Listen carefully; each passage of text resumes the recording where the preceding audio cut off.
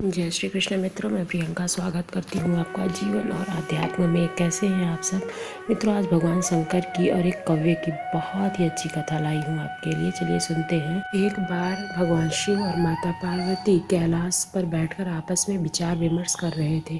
तभी वहाँ पर एक कौवा आता है और वह दुखी होकर भगवान शिव से बोलता है कि हे प्रभु, आपने मुझे यह कैसी योनि दी है? मैं इस योनि से बहुत दुखी हूँ। उसका ऐसा दुख भरा कथन सुनकर भगवान शिव उस कौवे से बोलते हैं कि इस योनि में तुम्हें क्या दिक्कत है? कौवा बोलता है, हे प्रभु, आप मेरा यह शरीर देख रहे हैं, यह बिल्कुल काला है और सभी लोग मुझे कौवा कौवा कहते हैं। यहाँ तक कि कोई भी व्यक्ति मेरी आवाज़ तक भी सुनना पसंद नहीं करता है। कौवे की इतनी बात सुनकर माता पार्वती के मन में ममता का भाव उमड़ आया और वह भगवान शिव से बोली कि हे प्रभु, यह कौवा कितना दुखी है, आप उसकी मदद कीजिए। माता पार्वती की बात सुनकर भगवान शिव उस कौवे से बोले कि तुम क्या चाहते हो? तो वह कौवा बोलता है कि प्रभु, मुझे किसी और योनि में परिवर्तित कर दीजिए। कौवे की बात सुनकर पहले तो भगवान शिव ने उसको समझाने का प्रयास किया, लेकिन माता पार्वती ने भगवान शिव से कहा कि हे प्रभु, इस कौवे को उसके मन के मुताबिक योनि मिलनी चाहिए। माता पार्वती के कहने पर भगवान शिव ने कहा, ठीक है, लेकिन मेरी यह एक शर्त है। कौवे ने कहा कि प्रभु, आपकी क्या शर्त है? भगवान शिव ने कहा कि तुम मेरे सामने जिस भी योनि के जीव को लेकर आ जाओगे, मैं तुम्हें उसी में परिवर्तित कर दूंगा। भगवान शिव की बात सुनकर कौवा बहुत प्रसन्न हुआ। अब वह किसी ऐसे जीव की खोज में निकल पड़ा जो अपने जीवन में बहुत खुश हो। तभी उसकी नज़र एक हंस पर पड़ती है। वह कौवा सोचता है कि यह हंस कितना सुंदर है, मुझे तो इसी की योनि चाहिए। वह हंस से प्रार्थना करता है कि आपको भगवान शिव ने बुलाया है। कौवे के कहने पर वह हंस भगवान शिव के पास चला जाता है। वह हंस भगवान शिव को प्रणाम करने के बाद पूछता है कि प्रभु, क्या आपने मुझे यहाँ बुलाया है? भगवान शिव बोले कि हाँ, मैंने ही तुम्हें यहाँ बुलाया है। मैं यह जानना चाहता हूँ कि क्या तुम अपने जीवन में खुशी हो? तो वह हंस बोलता है कि नहीं प्रभु, मेरा यह शरीर कितना कोमल है, लेकिन मुझे जिंदा रहने के लिए मोती अर्थात पत्थरों को खाना पड़ता है। मैं पत्थरों को खाकर ही जीवित हूँ। हे प्रभु, आप तो समझ ही सकते हो कि मैं ऐसे जीवन के साथ प्रसन्न कैसे हो सकता हूँ। प्रभु, आपने मेरे साथ ऐसा अन्याय क्यों किया? हंस की बात सुनकर भगवान शिव बोले कि यह कौवा तो समझ रहा था कि तुम सबसे सुंदर हो, अपने जीवन में बहुत खुश हो। हंस बोला कि नहीं प्रभु, मैं अपने जीवन में बिल्कुल भी खुश नहीं हूँ। भगवान शिव ने हंस से पूछा कि तुम्हें कौन सी योनि पसंद है? भगवान शिव के ऐसे प्रश्न से हंस बोला कि मुझे तो तोते की योनि में प्रसन्नता दिखाई देती है। वह जब चाहे और जहाँ चाहे घूमता है। उसका रंग भी कितना सुंदर है। वह फल, मेवा, मिष्ठान आदि चीज़ें खाता है। वह कितना प्रसन्न रहता होगा। मुझे तो तोते की योनि बहुत पसंद है।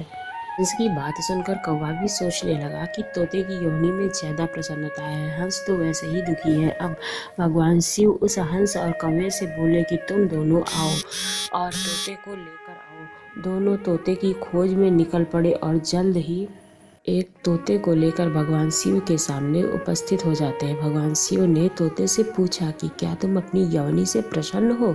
तो वह तोता बोला, नहीं प्रभु, बिल्कुल भी नहीं। मुझे तो हमेशा कैद होने का खतरा बना रहता है। मैं कभी भी चैन से नहीं बैठ पाता हूँ, क्योंकि मुझे हर समय यह डर लगा रहता है कि पता नहीं कब कोई मुझे पकड़कर पिंजड़े में बंद कर दे। तोते की यह बात सुनकर हंस और कौवे भी सोचने लगे कि तोता तो सही कह रहा है, इसकी सुंदरता ही इसके लिए मुसीबत बनी हुई है। भगवान शिव ने उस तोते से पूछा कि तुम बताओ कि तुम्हें कौन सी योनि में प्रसन्नता लगती है? वह तोता बोला कि प्रभु, मुझे तो मोर ज़्यादा प्रसन्न दिखाई देता है, क्योंकि वह सुंदर तो है, साथ ही उसे किसी प्रकार की कैद का भी खतरा नहीं है। वह अपनी इच्छा अनुसार जहाँ चाहे वहाँ घूम सकता है और प्रसन्नता के साथ नाचता भी है। अब भगवान शिव उनसे बोले कि अब तुम सब जाओ और किसी मोर को मेरे समक्ष लेकर आओ। वह तीनों भगवान शिव की बात सुनकर मोर की खोज में निकल पड़ते हैं और जल्द ही एक मोर को लेकर वहाँ तीनों भगवान शिव के सामने उपस्थित होते हैं। भगवान शिव ने उस मोर से पूछा कि मोर, तुम अपने जीवन में कितने खुश हो। वह मोर बोलता है, प्रभु मैं अपने जीवन में बिल्कुल भी खुश नहीं हूँ। भगवान शिव ने पूछा कि ऐसा क्यों है।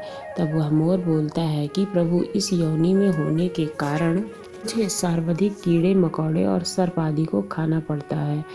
मेरे सुंदर पंखों के कारण लोग मेरी हत्या कर देते हैं, इसलिए मुझे तो हर समय अपनी मृत्यु का भय लगा रहता है।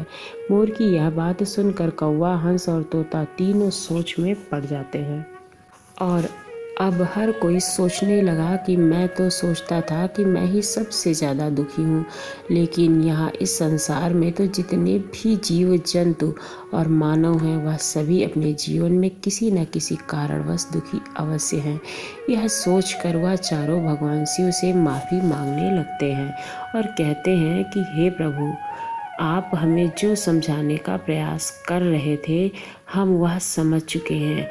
अब चाहे यह पता लग गया है कि संसार में प्रत्येक जीव का दुख उसकी सोच पर निर्भर होता है। हे प्रभु, आपके जिसको भी जैसी आवश्यकता थी उसी के अनुसार रंग रूप दिया है, लेकिन जीव इस बात को समझ ही नहीं पाता है और अपनी तुलना दूसरों से करने से दुखी होने लगता है। इतना कहकर वह चारों भगवान शिव से आज्ञा लेकर वहाँ से चले जाते हैं। भगवान ने प्रत्येक व्यक्ति के अंदर कुछ खूबियाँ और कुछ कमियाँ दी हैं। यह तो हर व्यक्ति की अपनी सोच पर निर्भर करता है कि वह अपने आप पर कितना अभिमान करता है और कितना दुखी रहता है, क्योंकि कमी तो प्रत्येक इंसान में होती ही है और हमें अपनी कमियों के साथ, अपनी खूबियों के साथ जीना चाहिए। दूसरों को देखकर कभी भी दुखी नहीं होना चाहिए, क्योंकि इस संसार में कोई भी ऐसा प्राणी नहीं है जो दुखी नहीं है। इसलिए अपने दुखों को दूर करके अपने कर्मों पर ध्यान दें। जीवन हमेशा सफलता की तरफ ले जाएगा। धन्यवाद।